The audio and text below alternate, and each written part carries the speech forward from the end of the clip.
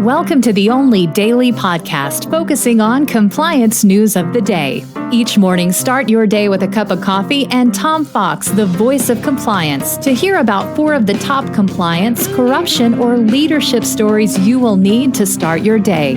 The Daily Compliance News is a production of the Compliance Podcast Network.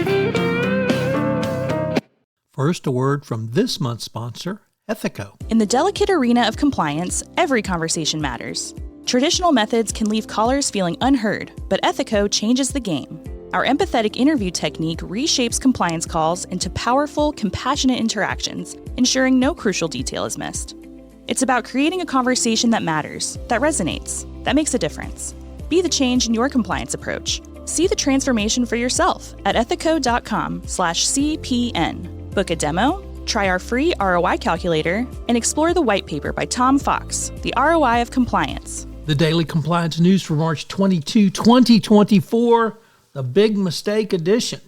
We begin with that story from Bloomberg, which reports that Goldman Sachs filed a lawsuit against the government of Malaysia amid festering disagreements about the 1MDB scandal and the settlement that Goldman got from Malaysia. Why is this a big mistake? Well, it reopens the settlement. Why on earth would Goldman want to do that?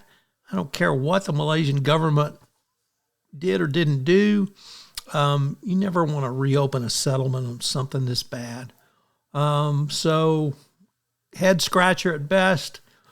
Maybe a big mistake. Maybe Goldman knows what they're doing. Next up, from Reuters and literally every other business publication across the world, the U.S. government has sued Apple, accusing it of monopolizing smartphone markets.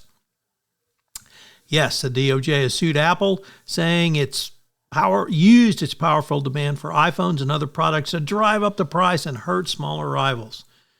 Now, Apple joins the quartet of big tech companies sued, including Google, or I guess Alphabet, Meta, and Amazon. Well,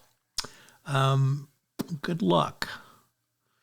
Next up, from NPR, the ongoing corruption trial in Vietnam has reached new heights today as the Vietnamese President Vo Van Thong had resigned after a little over 1 year in the position.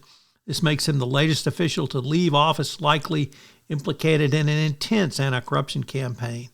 Although the criminal prosecution is not related to his situation, it still really speaks to the overall corrupt nature of the Vietnamese government and even the Vietnamese Communist Party. So another politician bites the dust in Vietnam. And our final story today comes for us from the Wall Street Journal, from the regulations section, not Risk and Compliance Journal, where we typically get stories from. But Elizabeth Warren wants the SEC to take a look at the independence or not of the Tesla board. This has obviously been the subject of a lot of debate, and it's unclear,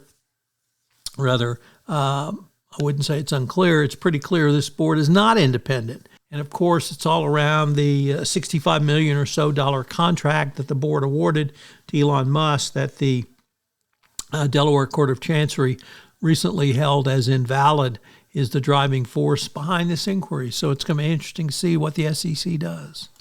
As I mentioned at the start of this podcast, this month's sponsor for the entire Compliance Podcast Network is Ethico. Have you ever wondered how to show the ROI of your compliance program? Have you struggled with the budgeting process, getting the funds you want for your compliance program? Well, I've partnered with Ethico to put together a white paper on the ROI of compliance, which shows you not only how to demonstrate ROI, but also how to speak finance when you're sitting across from the CFO with your budget proposals. Check out the website and get the white paper. The Daily Compliance News is a production of the Compliance Podcast Network and a proud member of C-Suite Radio. Thanks so much for listening. I hope you'll join me again tomorrow.